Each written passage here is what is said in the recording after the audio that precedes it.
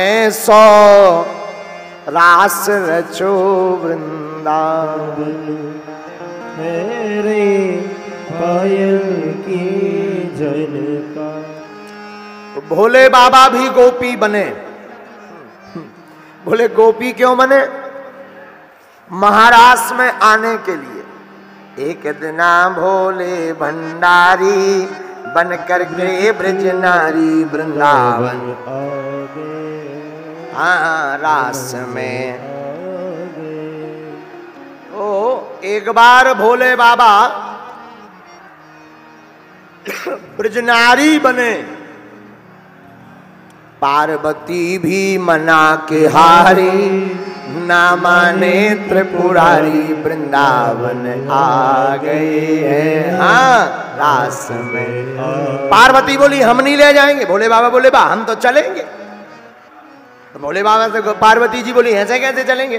क्यों नहीं हम तो जाएंगे। गौरा से बोले स्वामी हो मैं भी चलूंगा तेरे संग में तेरे संग में। पार्वती जी बोली किस लिए? तो भोले बाबा बोले राधा संग श्याम नाचे मैं भी नचूंगा तेरे संग में तेरे संग में। तो पार्वती जी बोली उससे क्या होगा? रास रचेगा ब्रज में भारी, जब हम जाएंगे तभी भारी रास होगा। रास रचेगा ब्रज में भारी, हम नाचेंगे प्यारी वृंदावन आ गए रास में आ गए वृंदावन आ गए। तो पार्वती जी बोली हम नहीं रह जाएंगे। क्यों? श्याम के सिवा ना कोई पुरुषों न जावे वहाँ रास में वहाँ। पार्वती जी बोली वहाँ श्याम के अलावा कोई दूसरा पुरुष जाता ही नहीं है। श्याम के सिवा ना कोई पुरुष न जाए वहाँ रास में वहाँ रास में। अगर हम तुमको ले ही जाएंगे तो हंसी करेंगी ब्रज की नारी, इसीलिए मानो बात हमारी वृंदावन रास में। तो पता है भोले बाबा क्या बोले? शंकर जी बोले ऐसा बना दो मुझको कोई न जाने इस राज को इस राज। पार्वती जी बोली कैसा बना दो? बोले हमें भी गोपी बना दो, साड़ी पहना दो, बढ़िया जूड़ा लगा दो, और ये राज तुम जानती कि हम तो कोई राज जान ही नहीं पाएगा। इसलिए ऐसा बना दो मुझको कोई न जाने इस राज को इस राज को। तो पार्वती मैया बोली कि कन्हैया पूछेंगे कि कौन है साथ में, तो क्या बताएंगे? अरे बोले उसका भी उपाय है। मैं हूं सहेली तेरी ऐसा बताना ब्रजराज को ब्रजराज कह देना ये सहेली है। तो पार्वती मैया बोली सहेली थोड़ी तुम सहेला हो, सहेली थोड़ी। बस भोले बाबा बोले कह देना मैं हूं सहेली तेरी ऐसा बताना ब्रजराज को ब्रजराज को। पर क्या बांध के चूड़ा पहन कर साड़ी चाल चले मतवारी वृंदावन आ। अब भोले बाबा है तैयार, जैसे जी नहीं घूंघट डाले नच रहे, ऐसा ही लगभग दाढ़ी भी है, मूंछों वाली गोपी है ये। हाँ तो पार्वती मैया ने तैयार कर दिया, तैयार किया बढ़िया जो है जूड़ा बनाया, साड़ी पहनाई, कहा अब जरा चलकर दिखाओ, ट्रायल करते हैं। भोले बाबा तो भोले बाबा अपनी मस्ती में चले हैं ऐसी। पार्वती मैया बोली जाना कैंसल। भोले बाबा बोले अब गोपी बना दिया, अब कैंसल क्यों? बोले जिस हिसाब से आप चल रहे हो उससे तय हो रहा है ये सहेली नहीं सहेला है। हाँ तय हो गया। तो भोले बाबा बोले क्या करें? अरे बोले लचक मचक कर चलो। जब इतना कहा तो बना के जूड़ा पहन के साड़ी, फिर चाल चले मत वाली वृंदावन आ गए, रास में आ गए। अब जब रास में पहुंचे, मोहन देखा जब ये समझ गए हैं सारी बात रे। समझ गए जब गोपी नोई गोपाय।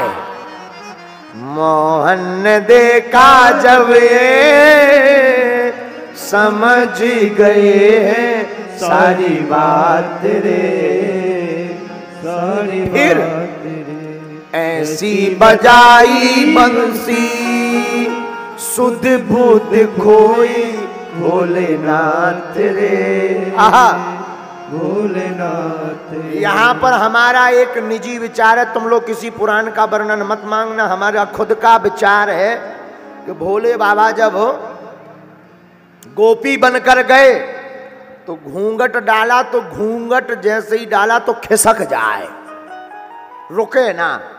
भोले बाबा ने तो कभी घूंघट डाला नहीं था।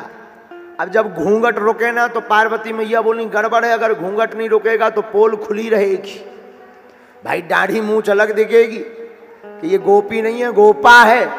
तो ये किसी पुराण में वर्णन नहीं, हमारा मानना है कि भोले बाबा ने यहाँ एक नाग का प्रयोग किया। सांप गले में लिया, उसके मुंह में घूंघट चपवा दिया कि तुम पूरे महाराष्ट्र भर ये पकड़े रहना, छोड़ना नहीं। नाग भी बोला जो आज्ञा है आपकी, लेकिन गड़बड़ कहाँ भाई, महाराष्ट्र तक तो वो पकड़े रहा। जब महाराष्ट्र एकदम पीक पर पहुंच गया तो नाग ने सोचा हम ही ठुमका लगा ले। सब नाच रहे, हम पर जो है घूंघट पकड़े हैं, मुंह और दर्द करने लगा। अब सब रास में मस्त, कौन कोई देख रहा, भोले बाबा भी आंखें मीच के लगे। तो नाग जो घूंघट के भीतर था उन्हें छोड़ा, वो भी भीतर ही भीतर। शंकर जी तो बोले पकड़, क्या कर रहा? नाग बोले अरे इतना तो चल ये है। अब कौन खिस्सा करो। वो जब बात चल ही रही थी तब तक ऐसी बजाई बंसी सुध बुध कोई भोलेनाथ रे। हाँ भोलेनाथ। अब घूंघट तो नाग पकड़े ना तो वो भी नचत तो भाव का सिर से खिसक गई।